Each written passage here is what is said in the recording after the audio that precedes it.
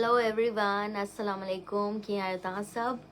ऐं मां आहियां महविश ऐं हिकु ॿिए लाइव सेशन में तव्हां सां गॾु आहियां।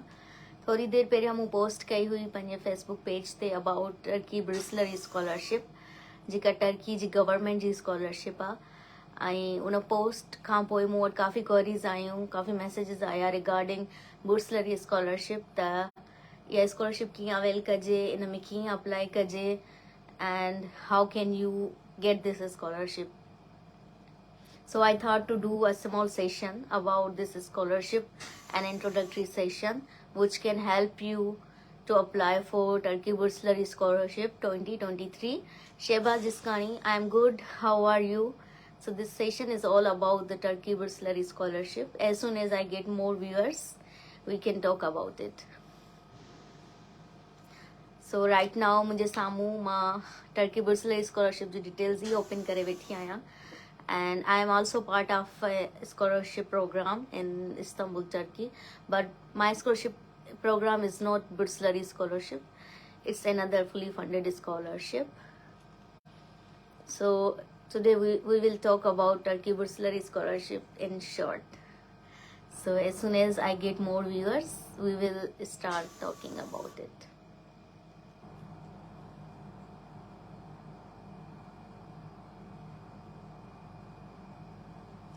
Okay, so basically Turkey बुर्सलरी scholarship आहे छा? टर्की बुर्सलरी स्कॉलरशिप जेका आहे टर्किश गवर्नमेंट जी स्कॉलरशिप आहे, ऐं टर्किश गवर्नमेंट हर साल ही स्कॉलरशिप प्रोग्राम जनवरी जे महीने में अनाउंस कंदी आहे। ऐं इन स्कॉलरशिप जी अनाउंसमेंट सिर्फ़ु पाकिस्तानी स्टूडेंट्स लाइ न थींदी आहे, इहा स्कॉलरशिप अपॉर्चुनिटी जेका आहे पूरी वर्ल्ड मां जेके बि स्टूडेंट्स आहिनि, इंटरनेशनल स्कॉलरशिप आहे, सिर्फ़ु पाकिस्तानी जे लाइ न आहे, उहे सभु अप्लाई कंदा आहिनि। ऐं पाकिस्तान मां इन्हनि जो जेके ही स्टूडेंट सिलेक्ट कंदा आहिनि उहे I think round about total जेके वर्ल्ड वाइड ही 5000 स्टूडेंट सिलेक्ट कंदा आहिनि टर्की बुर्सलरी स्कॉलरशिप जे लाइ। पाकिस्तान मां डिपेंड थो करे हिकु त एप्लीकेशन नंबर्स ते ऐं केतिरियूं सुठियूं एप्लीकेशन्स आहिनि, ऐं सेकेंडली जेको रेशो आहे उहो थोरो घटि आहे पाकिस्तानी स्टूडेंट्स जे लाइ। सो इलाही कॉम्पिटेटिव स्कॉलरशिप प्रोग्राम आहे ऐं कॉम्पिटिशन तमामु घणो हूंदो आहे। So you have to apply very carefully when you fill the application form. ऐं टर्की बुर्सलरी स्कॉलरशिप जेका आहे सा कंहिं जे लाइ, लाइक केरु थो अप्लाई करे सघे इन प्रोग्राम में? अंडर ग्रेड्स यानी बैचलर्स डिग्री जे लाइ, उन खां अलावा मास्टर्स ऐं PhDs, टिनी कैटेगरीज़ में तव्हां अप्लाई करे सघो था। जंहिं बि कैटेगरी में तव्हांखे अप्लाई करिणो आहे। क्वेश्चन आयो आहे सुठी एप्लीकेशन लाइ छा करणु ज़रूरी आहे? I will answer this letter.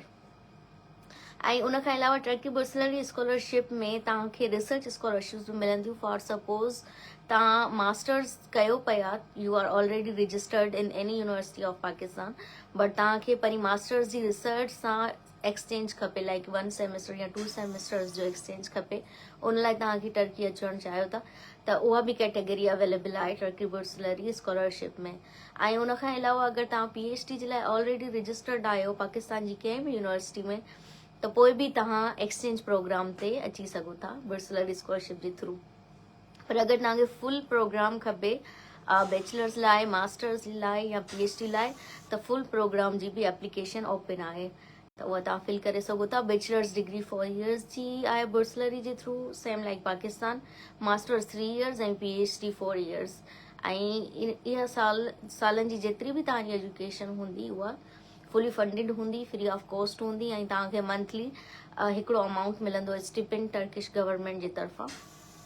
तव्हांखे फंडिंग बि मिलंदी ऐं ॿियूं बि जेके स्टूडेंट्स खे फैसिलिटीज़ मिलंदियूं आहिनि उहे सभु तव्हां अवेल करे सघो था बुर्सलरी स्कॉलरशिप जे थ्रू। त बेसिकली इहो आहे बुर्सलरी स्कॉलरशिप जो इंट्रोडक्शन। ऐं तव्हां कीअं अप्लाई करे सघो था?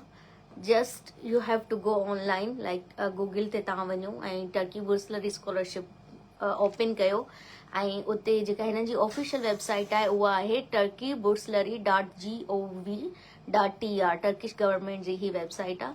मां तव्हांखे ॾेखारियां थी हींअर ओपन करे। तव्हांखे जस्ट इन वेबसाइट ते वञिणो आहे ऐं अप्लाई करिणो आहे। If I can rotate it, I don't know how to rotate. Okay, ख़ैर मां तव्हांखे वेबसाइट ॿुधाई आहे, तव्हां जस्ट इन ते वञी ऐं अप्लाई करे सघो था ऑनलाइन। उन खां अलावा यूट्यूब ते मुंहिंजा सेशन्स थियल आहिनि इन स्कॉलरशिप जे रिगार्डिंग, टर्की बुर्सलरी स्कॉलरशिप जे रिगार्डिंग मुंहिंजा 3 सेशन्स थियल आहिनि मुंहिंजे यूट्यूब चैनल ते, जंहिं यूट्यूब चैनल जो नालो महविश अब्बासी ई आहे। ऐं उन यूट्यूब चैनल ते तव्हांखे 3 सेशन्स मिलंदा। First, introductory session of Turkey बुर्सलरी scholarship. Second, how to fill the application form of Turkey Bursary Scholarship part A, and third session आहे part B आहे how to fill the application form of Turkey Bursary Scholarship।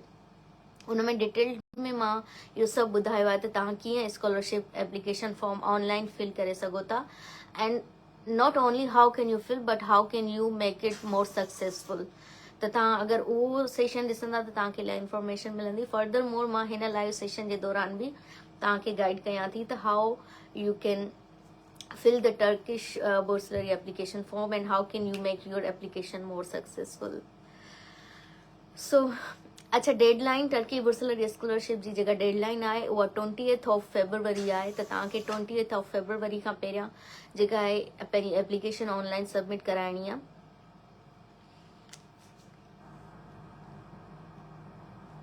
हाणे इहो आहे त application fill कीअं कजे। मां तव्हांखे वेबसाइट ॿुधाई, टर्की बुर्सलरी TURKIYE तुर्की आहे, छो त हाणे जेको टर्की जो ऑफिशियल नेम आहे उहो चेंज थी वियो, उहो हाणे तुर्की आहे, टर्की न आहे रहियो।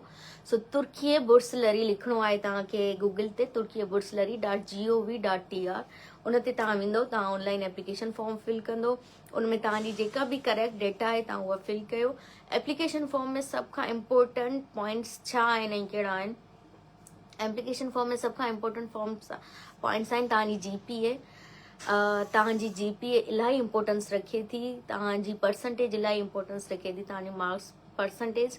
ऐं उन खां अलावा तव्हां जेको स्टेटमेंट पंहिंजी ॾियो था त तव्हांखे इहा स्कॉलरशिप छो खपे, पंहिंजे बारे में जिथे जिथे तव्हांखे स्कॉलरशिप एप्लीकेशन में तव्हांजे बारे में क्वेश्चन्स था कनि, तव्हांजी एजुकेशन जे बारे में जेके क्वेश्चन्स था कनि उन्हनि ते तव्हां कीअं डिस्कस कयो था, इहो पार्ट इलाही इम्पोर्टेंट आहे।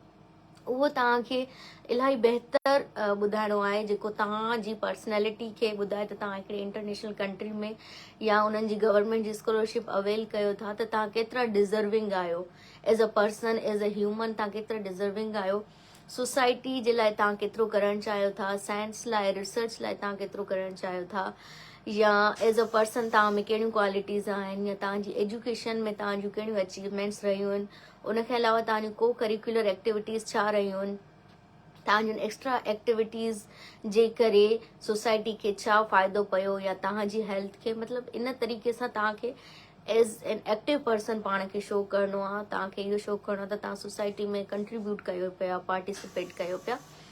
सो स्कॉलरशिप्स जेके बि आहिनि, नॉट ओनली टर्की बुर्सलरी स्कॉलरशिप, जेके बि स्कॉलरशिप्स आहिनि उन्हनि सभिनी जी एप्लीकेशन में तव्हांखे ख़ासि करके इन्हनि पॉइंट्स जो इलाही इन्हनि पॉइंट्स खे इलाही ज़हन में रखिणो पवंदो आहे। So this is how you should fill your application form. उन खां अलावा तव्हां जेके बि पंहिंजूं ऑनलाइन डॉक्यूमेंट सबमिट कयो था, तव्हांजो ट्रांसक्रिप्ट्स आहिनि, तव्हांजा ॿिया जेके बि डॉक्यूमेंट्स आहिनि, उहे तव्हांजा सुठे तरीक़े सां स्कैन थियल हुजनि, उहे क्लियरली मेंशन कनि तव्हांजो मार्क्स, तव्हांजो परसेंटेज, तव्हांजा स्कोर्स, तव्हांजो नेम, क्लियरली उहे स्कैन डॉक्यूमेंट्स हुजनि। उन खां अलावा तव्हांजूं जेके एक्स्ट्रा अचीवमेंट्स आहिनि, सर्टिफिकेट्स आहिनि, एक्स्ट्रा एक्टिविटीज़ आहिनि, उन्हनि खे तव्हां वेल डिफाइंड डॉक्यूमेंट्स सां करे ऐं सबमिट कयो। उहे तव्हांजे लाइ इलाही वॾो प्लस पॉइंट आहिनि, या तव्हांखे को अवॉर्ड मिलियो आहे, का अचीवमेंट मिली आहे, या तव्हां किथे पंहिंजी फ्रीलांस या वॉलंटियर सर्विसिस ॾियो था, उहे तव्हां ज़रूरु मेंशन कयो। ऐं ही स्कॉलरशिप जेका आहे वधीक कॉम्पिटेटिव आहे मास्टर्स ऐं PhDs वारनि जे लाइ। जेकॾहिं मास्टर्स या PhDs वारा मुंहिंजे सेशन खे ॿुधनि पिया त उन्हनि जे लाइ इहो आहे त जॾहिं तव्हां एप्लीकेशन फॉर्म फिल कयो त तव्हां खां सुठा ख़ासा रिसर्च सां रिलेटेड क्वेश्चन्स पुछंदा आहिनि। उहो ईअं सम्झो त तव्हांजी रिसर्च थीसिस हूंदी आहे, रिसर्च प्रपोज़ल हूंदो आहे, it's like your research proposal. त उहो तव्हांखे इलाही केयरफुली फिल करिणो आहे, ऐं उन में को तव्हांखे कॉपीराइट न अचणु घुरिजे, किथां बि तव्हांजी प्लेजरिज़म न हुजे, उहो जस्ट तव्हांजो पंहिंजो पर्सनल हुजे, स्टडी थियल घुरिजे। हा, रेफरेंसिस हुजनि, बट तव्हां किथां कॉपी पेस्ट करे पंहिंजी एप्लीकेशन न फिल कयो, इट्स बेटर फॉर यू। ऐं तव्हां जेके बि रिसर्च सां रिलेटेड तव्हांखां क्वेश्चन्स पुछनि था, फॉर सपोज हू तव्हांखां पुछंदा त तव्हां कहिड़े टॉपिक ते रिसर्च करणु था चाहियो, टाइटल ॿुधायो, उन टॉपिक सां रिलेटेड छा त तव्हां करणु चाहियो, उहा रिसर्च तव्हां कीअं कैरी ऑन कंदो, ऐं उन रिसर्च जे दौरान तव्हांखे छा चैलेंजिस अची सघनि था, ऐं कहिड़ियुनि शयुनि जी नीड हूंदी तव्हांखे रिसर्च जे दौरान, ऐं कीअं तव्हां हिन रिसर्च खे सक्सेसफुल ठाहींदो। सो बेसिकली इहे कुझु क्वेश्चन्स तव्हां खां हू पुछंदा एप्लीकेशन फॉर्म में, जेके मास्टर्स ऐं PhD जा स्टूडेंट्स आहिनि, त उहे तव्हांखे इलाही सुठे तरीक़े सां फिलअप करणा आहिनि, ऐं उन्हनि में किथां बि चोरी न कजो, गूगल तां चोरी न कजो, हिकु वर्ड बि चोरी न कजो, तव्हां पंहिंजी जेका आहे सो थिंकिंग सां लिखिजो, ऐं थी सघे त तव्हां रेफरेंसिस यूज़ करे सघो था, उन्हनि खे रीराइट करे सघो था, बट डोंट कॉपी पेस्ट तव्हांजो जल्दी पकड़िजी वेंदो, तव्हांजी एप्लीकेशन रिजेक्ट थी वेंदी। अदी हिन में फेलोशिप आहे, कामरान अली भट्टी जो क्वेश्चन आहे त हिन में फेलोशिप आहे, ऑफकोर्स फेलोशिप आहे, मां ॿुधायो आहे। अगरि तव्हांखे फुली फंडेड डिग्री जे लाइ अप्लाई करिणो आहे त तव्हां बैचलर्स मास्टर्स ऐं PhD जी डिग्री लाइ बि अप्लाई करे सघो था, बट अगरि तव्हांखे सिंपल फेलोशिप खपे थी, या तव्हां एक्सचेंज ते अचणु चाहियो था 6 मंथ्स या 1 ईयर जी रिसर्च लाइ या स्टडी लाइ, त तव्हां उहो बि अप्लाई करे सघो था हिन स्कॉलरशिप जे थ्रू। तव्हां जॾहिं हिन स्कॉलरशिप जी वेबसाइट ते मिलंदो त तव्हांखे डिफरेंट क्राइटेरिया मिलंदा, बट अगरि तव्हांजी प्रोफाइल न ठहियल आहे, GHEC जी वेबसाइट ते या यूनिवर्सिटी जी वेबसाइट ते असां पंहिंजी प्रोफाइल ठाहींदा आहियूं। पहिरियां तव्हांखे तुर्की बुर्सलरी जे पेज ते पंहिंजी प्रोफाइल ठाहिणी आहे, उन प्रोफाइल में तव्हांजो नेम, तव्हांजो एजुकेशनल बैकग्राउंड, तव्हांजो एक्स्ट्रा एक्टिविटीज़, उहो सभु कुझु ईंदो। उन सब खां पोइ जेको आहे सो तव्हां वटि कुझु ऑप्शन्स ईंदा, त हाणे इन सब खां पोइ फॉर सपोज तव्हांजी एजुकेशन ऐं हर शइ खां पोइ तव्हां कहिड़नि प्रोग्राम्स लाइ एलिजिबल आहियो, तव्हांखे पाण वेबसाइट सर्च सजेस्ट कंदी, पोइ उन्हनि मां तव्हां अप्लाई करे सघो था।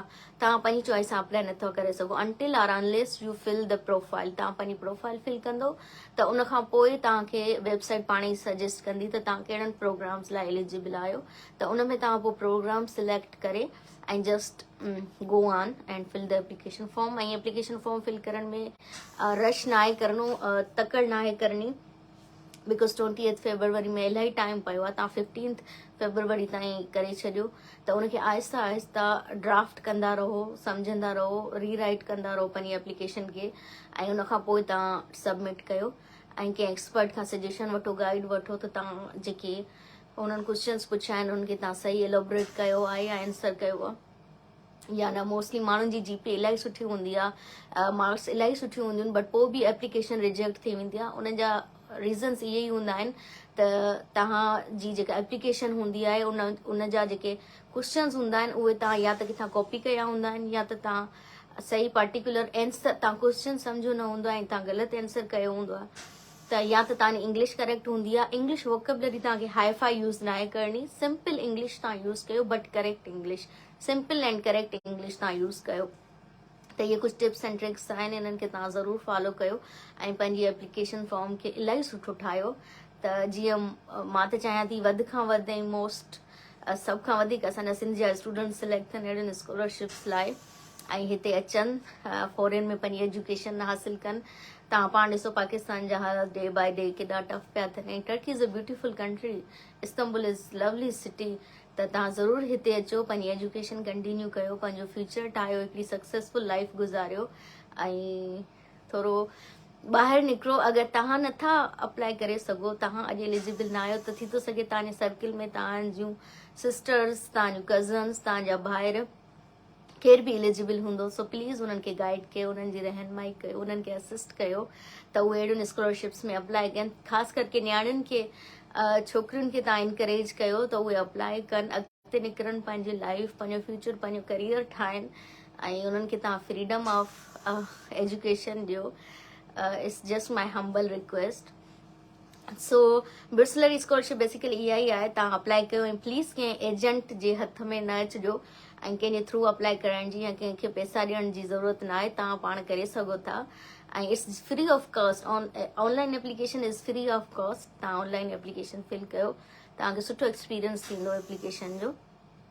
And just watch my other sessions on YouTube.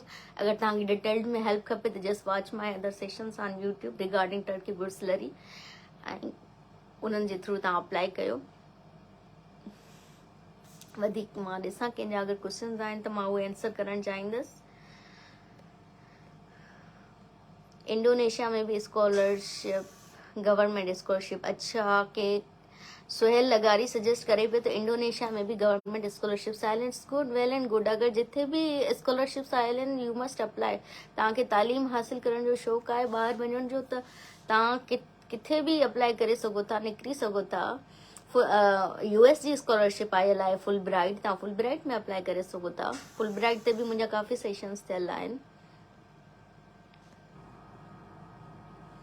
So that's all. ऐं ज़रूरु अप्लाई कयो बुर्सलरी स्कॉलरशिप में, तव्हांखे सुठी फंडिंग मिलंदी, सुठा रिसोर्सिस मिलंदा। Bachelors, masters and PhD all type of students can apply. ऐं fill the application form carefully without any plagiarism. Okay, MBA, of course MBA students can also apply. I don't get your question, but MBA students can apply. I mostly ही जेका scholarship आहे research, तव्हांजे research topic खे इलाही ॾिसंदा, research subject खे इलाही ॾिसंदा। त तव्हां कोशिशि कयो त तव्हांजो जेको रिसर्च टॉपिक हुजे, रिसर्च सब्जेक्ट हुजे, उहो इलाही न्यू हुजे, न्यू काइंड ऑफ रिसर्च हुजे। ऐं उहा रिसर्च जंहिंजी अॼुकल्ह जे वर्ल्ड में अहमियत आहे, त तव्हां उन टॉपिक खे सिलेक्ट कजो पंहिंजी स्कॉलरशिप लाइ। वालेकुम अस्सलाम मीर ज़ुबैर अहमद टालपुर, तव्हां बि सलामत रहो, मुंहिंजी बि विशेष तव्हां सां गॾु आहिनि। अगरि कंहिंजो क्वेश्चन आहे त I would like to answer your questions regarding Burslari scholarship. ऐं मां पंहिंजे सेशन में कुझु लिंक्स तव्हां सां शेयर कंदसि, ऐं आई रियली होप त तव्हां उन्हनि लिंक्स ते वेंदो ऐं जेके बि डिटेल्स आहिनि तव्हां उहे चेक करे वठंदो। मां बुर्सलरी स्कॉलरशिप जूं ऑफिशियल लिंक्स ऐं पंहिंजे सेशन्स जूं ऑफिशियल लिंक्स जेके बि आहिनि मां तव्हां सां शेयर कंदसि, त तव्हां उनजे थ्रू अप्लाई कयो। ऐं एप्लीकेशन फॉर्म में तव्हांखे कहिड़ा बि क्वेश्चन्स आहिनि, just message me on Facebook and I will answer your questions. We can apply behalf of MA. What does it mean? Okay, if you have done MA, can you apply? Yes, those students who have MA, BA, BBA, like this, MEd, BEd, they can also apply. अगर तव्हांजी MEd थियल आहे, BEd थियल आहे, MA थियल आहे, तव्हां apply करे सघो था। MSc, ऑफ कोर्स MSc में बि फॉर्म फिल थी वेंदो, तव्हांजी MSc जे थ्रू बि तव्हां करे सघो था।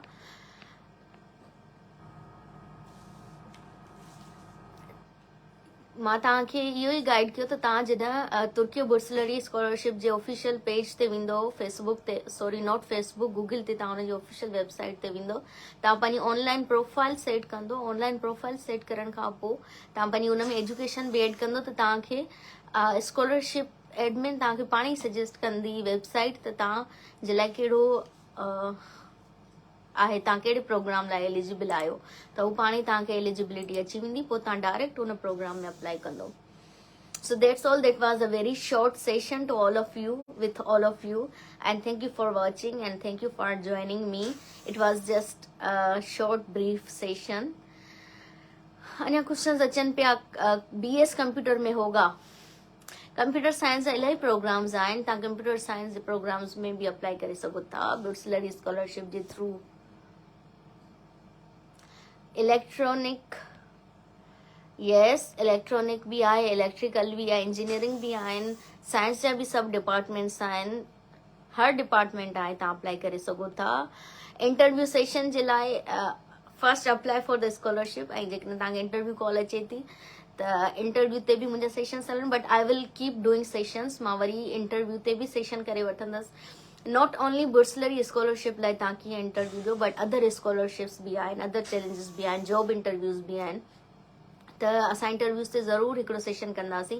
त अगरि तव्हांखे कंहिं बि कंट्री जी स्कॉलरशिप लाइ इंटरव्यू कॉल अचे थी त how you should give your interview, and secondly जेकॾहिं तव्हां जॉब इंटरव्यू लाइ वञो था त how should you be prepared for your job interview. So we will talk about it sooner or later, and thank you so much for joining me, and thank you so much for watching this session. Please share this session with your loved ones and mention those who want to apply, who would like to apply. Please share this session, and please subscribe to my YouTube channel. My YouTube channel is Mehwish Abbasi, and I have done a lots of videos, lots of vlogs on my YouTube channel, and I have prepared a lots of vlogs to upload on my YouTube channel as well. So see you next time in the next video, and thank you. Allah Hafiz, Sadain Gad Sin Salamat.